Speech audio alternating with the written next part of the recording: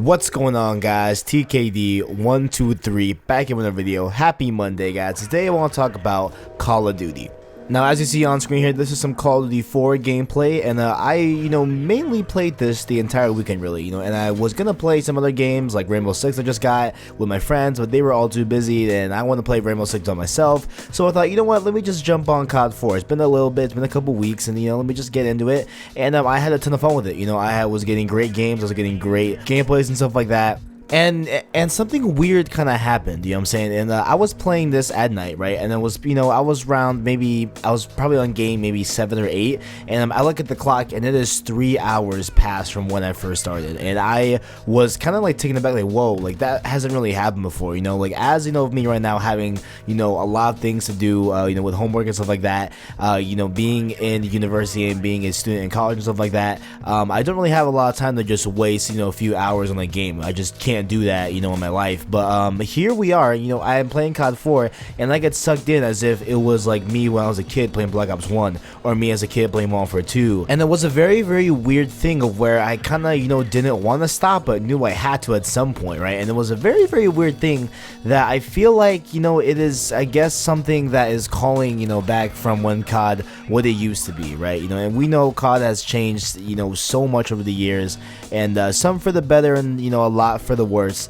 But this kind of just inspired me to talk about the Q4 earnings call from Activision, that was taking place a few days ago, and something that I wasn't really going to talk about just because I felt like, pretty much everyone, saw this pretty much, but I wanted to give my 2 cents on the whole thing. So if you guys don't know, big game publishers like EA and Activision right here in this video, they give a, quarterly earnings call to all of their investors and stuff like that, where, they're basically saying, here's what we're going to do this year, here's why you should keep investing in our company and stuff like that. And they had their Q4 earnings call a couple of days ago, right? And they said, a few things here that we would have probably guessed and would have probably been, like 100% accurate about, but here they actually laid it out and confirmed it. And one of the things they confirmed was that Sledgehammer Games will be developing the next COD in 2017. And everyone pretty much knew that here. I'm saying? Like, we know the 3 studio turnover per year that's been going on for a couple of years now, so we could pretty much guess here that Sledgehammer Games will be developing COD 2017. That's not the biggest thing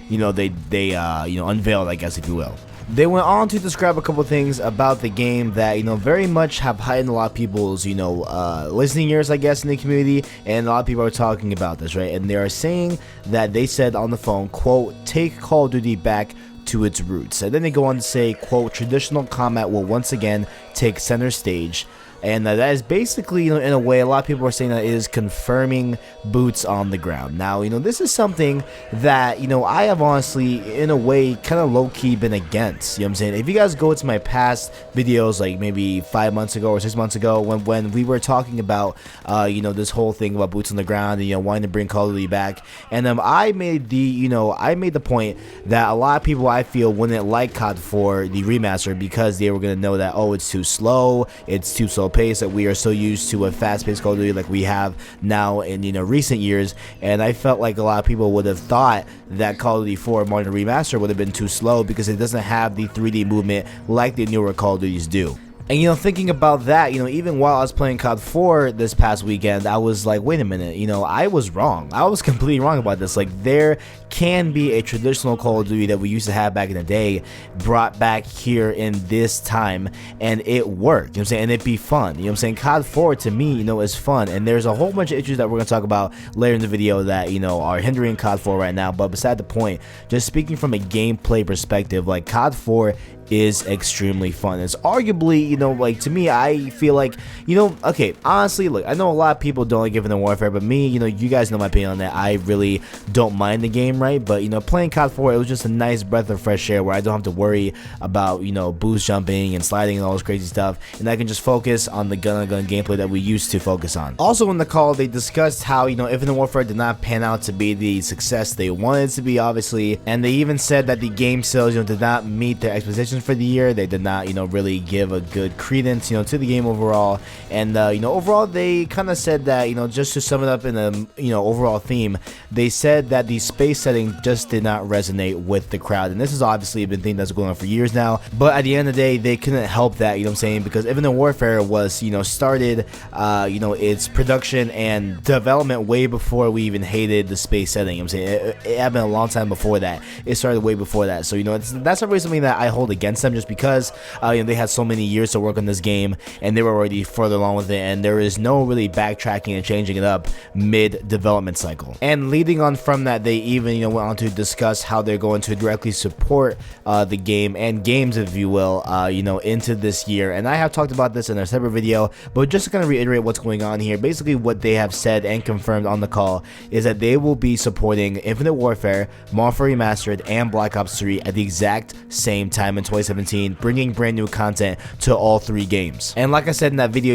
that I uploaded a few days ago, what is so weird about this is because this never happened before. Usually when a new COD comes out, that is the main COD for the year, and they do not do anything to the other CODs around it. They don't even touch those CODs, they don't even talk about them. Even the studio heads at the previous Call of Duty, they remain silent because they, like to give, the new Call of Duty their credence, their time, in, the voice channel, if you will, of the Call of Duty community, and they let them have their shine because it's their year. Just let them make, the game, put it out on the year, and let them have the year to, roll out DLC and stuff like that, and have kind of like the overall voice of Call of Duty for that year. But here going into 2017, we are having 3 Call of Duties that are constantly going to get updated throughout the entire year, and that is something that we've never seen before, obviously.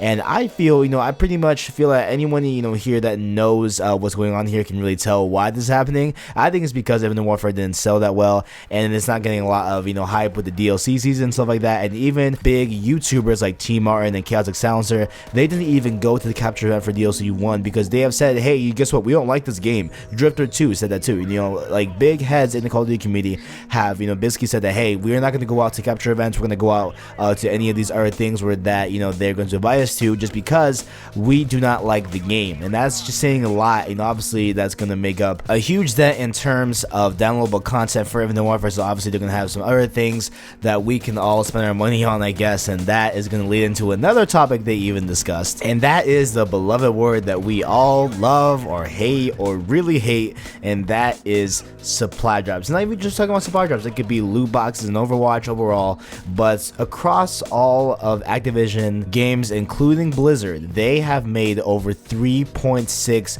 billion from in-game content sales in 2016. They made, let me repeat that, they made $3.6 billion off of Overwatch loot boxes, off of COD point sales, off of supply drops, off of all the crap that we don't like, and that is including DLC, season pass, things that are okay in my opinion. But even looking at, just that cut, I would love to see how much of that is actually the supply drops and the loot boxes in Overwatch. I would love to see that. But beside the point, look, a lot of people are wanting them to just get rid of supply drops, get rid of loot boxes, get rid of all this crazy stuff that they have put into the game, throughout the years. And if you honestly think that Activision is going to pass up $3.6 billion annual revenue off of these supply drops and off of these DLC things, you are crazy.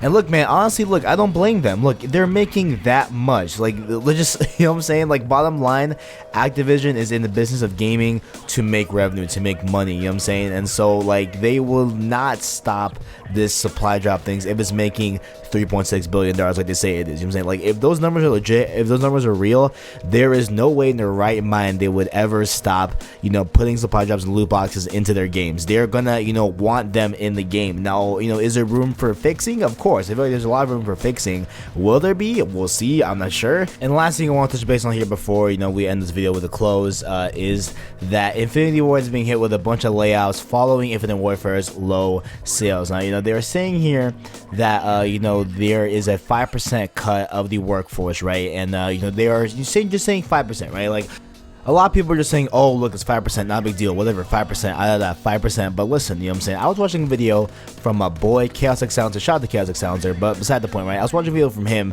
and he, you know, got the numbers and laid it down, right? So Activision is employed by, I think he said like 4,000 people, something like that, if I'm not, you know, if I'm not mistaken. But then he said 5% of that, you know, whatever the number was, I forgot what it was. I'm sure I can do the math here, but I'm not gonna do it because whatever. But you know, the math of that is 200 people. Like 200 people equates to 5% of Activision's, you know, overall workforce. And to have 200 people laid off because of the poor reception of this game and its poor sales, it's not like, you know, it's our fault, right? But it's something to take home to. Like, this is kind of sad, man. Like, we have people that are losing their jobs, losing their way of income because, you know, of this direction that Call of Duty is going to. And obviously, it's not directed, you know, completely towards Call of Duty. It could be just restructuring with the company and all that stuff like that. But bottom line, if you hate the game, if you love the game, right, you know, we gotta give credence, you know, and give, you know, credit, I guess, to these people that have just been fired, man, because this is, you know, kind of sad for real. You know, if you're somehow watching the video and you got laid off, yo, my thoughts are with you, man. I hope you find a job and get back on your feet again. But you know, with all this being said, right, this has me leading to believe that I'm pretty hopeful for the next Call of Duty. I'm pretty hopeful for Call of Duty 2017. I can't wait for it to be released. And you know, since we're seeing a lot of things here going on with, you know, this whole thing, and they have officially confirmed that there's gonna be boots on the ground, I am more and more intrigued by Call of Duty 2017, and I cannot wait for it to actually come out. And plus, on top of that, my time with Call of Duty 4 this weekend actually solidified that we can have an old school Call of Duty in a modern day year. And on that note, if you guys enjoyed, make sure to leave a like, subscribe, and then share it down below. Also, let me know your thoughts about this whole thing down in the comments below. Thanks for watching, and as always, I got you.